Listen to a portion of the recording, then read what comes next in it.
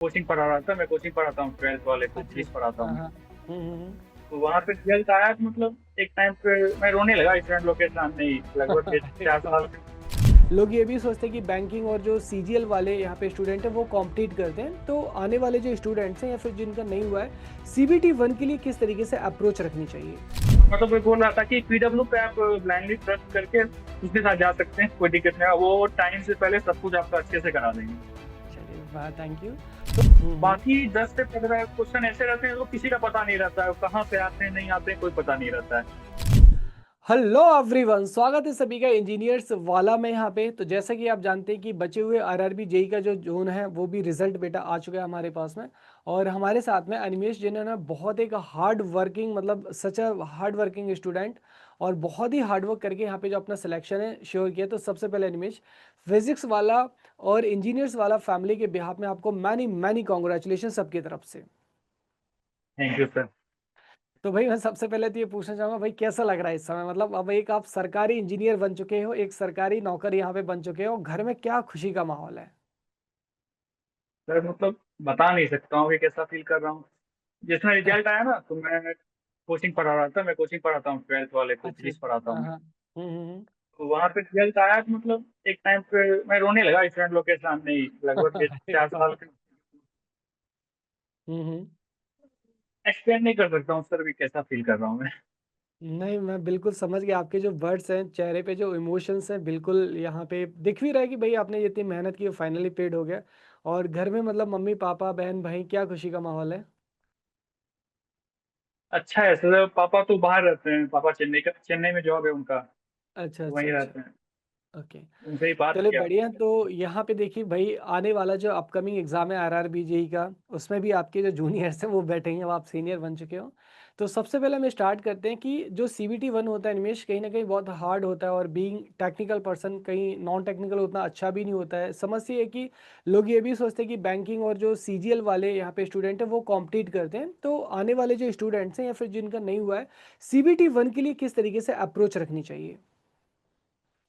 Competition तो ज़्यादा रहता है क्योंकि बैंक और सीजीएल वाले मैक्सिमम बच्चे आते हैं इसमें सीयूटी 1 में भी देने के लिए। तो हम्म। मेरा तो सर थोड़ा टेक्निकल तो अच्छा था, ये नॉन टेक का मेरा थोड़ा बैकग्राउंड था, मैं एटीसी का प्रिपेयर कर रहा था जिसमें अच्छा, अच्छा। आरआरबी का नोटिफिकेशन था। हम्म। तो मेरा नॉन टेक फिर भी बहुत अच्छा था। जीके जी उतना अच्छा नहीं था, लेकिन वो रीजनिंग और एप्टी मेरा अच्छा था।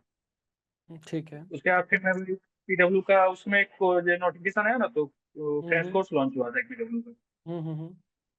तो उसमें ज्वाइन कर लिया मैं, और उसमें रीजनिंग कुशल सर पढ़ाते थे। हाँ, हाँ। हाँ, तो लगभग उनका 20 से 22 लेक्चर था, एक एक घंटा का। अब हुँ। वो करने के बाद फिर दोबारा कहीं उनको रीजनिंग का टेंशन नहीं लेना पड़ा, बहुत अच्छा पढ़ाए थे सर। मेरा रीजनिंग पूरा वहां चलिए से अच्छा हो वेरी गया। गुड है ना, मतलब कुशल सर की रीजनिंग की तारीफ़ हर जगह से देखने को मिलती है, सच में बहुत अच्छा पढ़ाते हैं। और बाकी जो पोर्शन थे जनरल स्टडीज़ हो गया जैसे कि आपके पास में, और जो आपका जनरल साइंस का पोर्शन है, इसको किस तरीके से स्टूडेंट कवर करें? तो मेरे साथ क्या था सर, मैं ट्यूशन पढ़ाता था लगभग 12th तक को, मैं साइंस पढ़ाता हूँ। हुँ। उसके लिए मेरा जनरल साइंस तो अच्छा था पहले से ही। अच्छा, अच्छा, ठीक है। जनरल स्टडीज के लिए मैं आशुतोष सर का एक वीडियो आता था सुबह 7 बजे, हुँ। वो देखता था मैं। चलो मेरा बहुत बढ़िया। जनरल से वीक था पहले से, मतलब हुँ। जीके जीएस मेरा उतना अच्छा था, टेक्निकल का हुँ। बच्चों का लगभग होता नहीं है। हुँ। जो हुआ आशुतोष सर के वीडियो से ठीक ठाक हो गया था एग्जाम तक प्रिपरेशन। अच्छा, अच्छा। तो मतलब जो स्टूडेंट है जो जनरली ये सोचते हैं मतलब डिमोटिवेशन टाइप का फ़ील करते हैं कि भाई सीजीएल वाले भी हमारे साथ में बैठेंगे, उनके लिए आप थोड़ा-सा क्या कहना चाहेंगे? या फिर जो फ्रेशर्स बच्चे इस बार देंगे यहाँ पे, तो उनको किस तरीके से अपना जर्नी स्टार्ट करना चाहिए? ऐसा कोई सर डरने वाली बात नहीं है, सीजीएल वाले अगर कॉम्पीट करते भी हैं, तो वो बस सीबीटी 1 में ही करते हैं, सीबीटी 2 में तो उनका कुछ होगा नहीं कुछ उनसे। और ऐसा रहता है बिल्कुल। कि 100 में से हमको 70-75 प्लस मार्क्स लाने होते हैं सारे पोस्ट में क्वालिफाई करने के लिए। जैसे मेरे मार्क्स भी 76 ही थे। तो हुँ। आप अगर 2-3 महीने टाइम देते हैं इसके पीछे तो आराम से लाया जा सकता है इतना मार्क्स, क्वेश्चन ईजी रहते हैं, थोड़ा बस स्पीड पे काम करना होता है, आ जाता है मार्क्स। हुँ।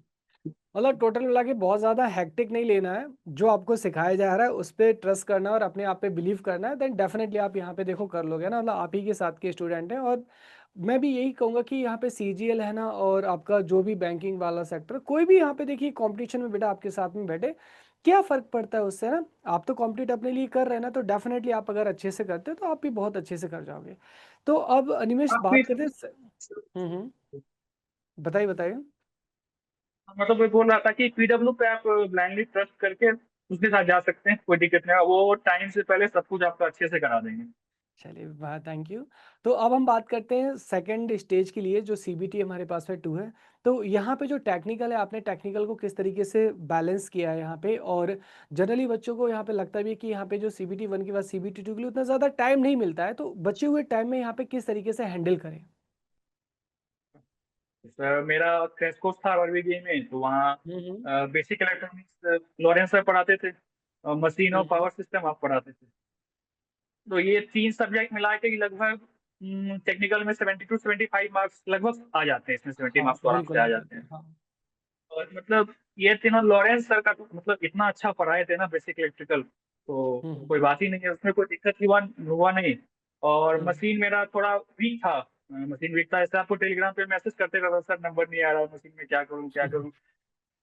लेकिन ये बात है सर, जब भी मैसेज करता था आपको तुरंत रिप्लाई करते थे, ठीक है ऐसे पढ़ो, फिर ये करो वो करो, टेस्ट हुँ, ऐसे हुँ। दो, ऐसे रिवाइज।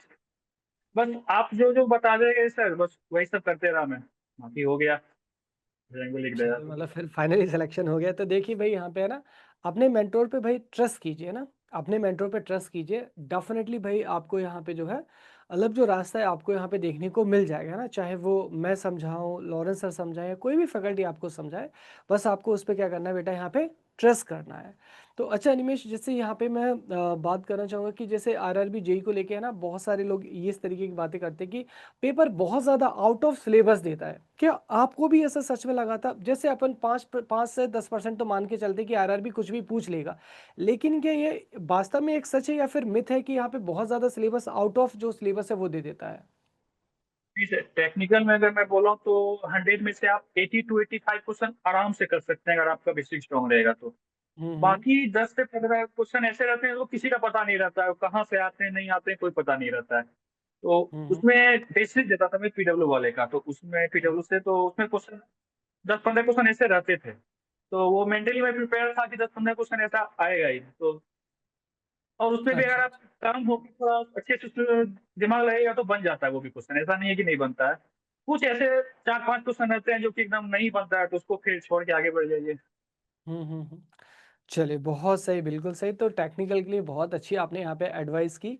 तो बाकी एट लास्ट मतलब अगर आप और कुछ समराइज़ कर पाएँ तो अपने जूनियर्स के लिए कम कर सकते हैं, specially machine, power system, basic electrical जैसे जो सब्जेक्ट है इनके लिए। टेक्निकल के लिए तो सर ये मेन 3 सब्जेक्ट ही आरवाई में पूछते हैं। ये तीनों जिसका स्ट्रॉन्ग है उसको एज मिलता है दूसरे ऊपर आराम से। और वैसे फीस वैसे वाला पे तो सारे फैकल्टी वैसे अच्छे हैं, लेकिन लॉरेंस सर और ये विनेश सर का तो मैं गारंटी ले सकता हूँ, इनसे अच्छा कहीं मिलेगा नहीं अभी आरआरबी के लिए। मैं और मतलब एक पढ़ाते तो जो थे अच्छा थे इधर, और हमको कभी हुँ, भी हुँ। जैसे मेरा था सर, मैं बहुत बार डिमोटिवेट हो जाता था। जब भी डिमोटिवेट होता था मैं सर को मैसेज करता था, सर ऐसे मार्क्स नहीं आ रहे टेस्ट में, ये बन नहीं लग रहा है, क्या करें। सर अपना वॉइस नोट मस्त भेजते थे एकदम, काम है वॉइस में, वो सुन के सारा चीज खत्म हो जाता था, फिर से लगे जाते थे। तो मैं बोलूंगा चलिए आप है अभी टाइम है आप लोग के पास, पीडब्ल्यू ज्वाइन कीजिए, और टीचर पे आप ब्लाइंडली ट्रस्ट कर सकते हैं, आराम से हो बिल जाएगा। चलिए, बहुत अच्छा लगा आपसे बात करके। तो उनमेश अभी आगे फिर लाइफ़ में मतलब अभी क्या प्रोसेस रहेगा कि मतलब अभी आरआरबी, जेईई में सेटल होके लाइफ़ को एन्जॉय करना है या फिर गेट, ईएसी वगैरह की तरफ भी जाना है? गेट तो मैं 2 साल दिया था, लेकिन मार्क्स उतना अच्छा आ नहीं रहा था, मतलब पीएसयू ज्वाइन करना था हमको, एमटेक तो करना नहीं था। हुँ, हुँ, तो हुँ। 2 साल दिया था कि मार्क्स पीएसयू के लायक आ नहीं रहे थे, तो गेट का तो नहीं सोचा हूँ, लेकिन ईएससी का सोचा हूँ सर, क्योंकि रेलवे में अच्छा, अच्छा। थोड़ा और अच्छे पोस्ट पे जाना है, तो ईएससी का सोच चलिए, रहा हूँ। बिल्कुल यार मतलब हम लोग विश करते हैं कि डेफ़िनेटली आप जो है यहाँ पे ऊँचाइयों को छूइएगा। तो वंस अगेन अनिमेष बहुत-बहुत धन्यवाद आपने अपना कीमती टाइम पीडब्ल्यू को दिया। तो मैं अपनी तरफ से और पूरी फिज़िक्स वाला और स्पेशली इलेक्ट्रिकल की टीम से ना हर किसी फैकल्टी की तरफ से आपको कांग्रेचुलेशन करता हूँ एंड वी विश कि आप डेफ़िनेटली जो आपका नेक्स्ट जो लक्ष्य है यहाँ पे ईएसी आप उसको क्लियर कीजिएगा। So thank you so much thank you very so much and wish you very all the best for your future. Thank you very much sir. Sir मैं वो मतलब ऐड करना चाहूंगा कि हाँ, आपके हाँ, सपोर्ट बिल्कुल। के बिना नहीं था सर, बिल्कुल पॉसिबल नहीं था। मैं जब मैं टेस्ट देना स्टार्ट किया था, मेरे 80 हुँ, 85 हुँ। मार्क्स आते थे, मैं डिप्रेस होता था एकदम कि मार्क्स कैसे इंक्रीज होंगे। आपको हुँ, अपना भेजता था, सर मार्क्स नहीं आ रहे हैं, आप पूछते थे कहाँ कट रहा है, ये बताओ, टॉपिक बताओ, सारा भेजता था आपको, आप फिर बताते थे हुँ। इसको ऐसे करो, ऐसे नहीं करो। तो मेरे 80 से बढ़ते-बढ़ते लास्ट में 106 107 तक मार्क्स आ गए थे वहाँ पे, आपके साथ। That's very good, very good, है ना? तो तो जो देखिए बीच गाइज़ यहाँ पे हुँ, हुँ। हाँ, हाँ, बताइए। मैं बोल रहा था कि जो भी तैयारी करना चाह रहे हैं आरबीजे के लिए, पीडब्ल्यू पे आप ट्रस्ट कर सकते हैं। खास करके लॉरेंस सर, अविनेश सर पे आप ट्रस्ट कर सकते हैं। One of the best teachers हैं अभी इंडिया में, आरआरबीजे के लिए इलेक्ट्रिकल का। थैंक यू गाइज़ देखिए तो मैं लेकिन आप लोगों से ये कहना चाहूँगा कि आप देखिए जो भी पढ़ रहे हैं यहाँ पे आप जिसकी भी मेंटरशिप में हैं, आपका जो अपना मेहनत है ना, देखिए यहाँ पे अनिमेश ने जो कुछ कहा दैट्स ओके, लेकिन उसकी मेहनत आप चेहरे से देख सकते हैं। मतलब कहते हैं ना कि हार्ड वर्क का कोई सब्स्टिट्यूट नहीं होता है बेटा, मतलब नहीं होता है। तो अगर आप एक हार्ड वर्किंग स्टूडेंट है ना, तो भले ही आप बिलो द एवरेज स्टूडेंट क्यों हैं, आप फिर भी डेफ़िनेटली यहाँ पे कर सकते हैं। लेकिन यहाँ पे बस लास्ट में वही आ जाता है कि हार्ड वर्किंग और कंटिन्यूअस हार्ड वर्किंग आपके लिए बहुत ज़्यादा यहाँ पे ज़रूरी होता है। इसके बाद जो रिज़ल्ट है आपके सामने है। तो thank you so much Animesh, definitely आपके जो यहाँ पे जूनियर्स इस बार यहाँ पे आरआरबी देने वाले हैं, उनकी बहुत ज़्यादा यहाँ पे हेल्प होने वाली है और आपकी जो जर्नी थी वाक़ई तारीफ़ काबिल थी। बहुत आपने हार्ड वर्क किया, जिस तरीके से आप कॉन्टैक्ट में थे, आप अपनी सिचुएशंस बताते हैं, दैट्स ट्रूली है ना, मतलब अमेज़िंग। और आपने जो हार्ड वर्क है डेफ़िनेटली आपका, वैसे मैं हमेशा आपसे एक बात कहता था, हमेशा बैच में भी कहता हूँ कि hard work always pays you. तो हमेशा देखो हार्ड वर्क आपका पेड करके जाता है और आज यहाँ पे पेड कर दिया है। तो चलिए यहाँ पे इसके साथ अपन समाप्त करेंगे अनिमेश। तो वंस अगेन बहुत-बहुत आपको मैनी मैनी कांग्रेचुलेशन, आपको और आपके परिवार को। Thank you so much PW को अपना कीमती टाइम देने के लिए।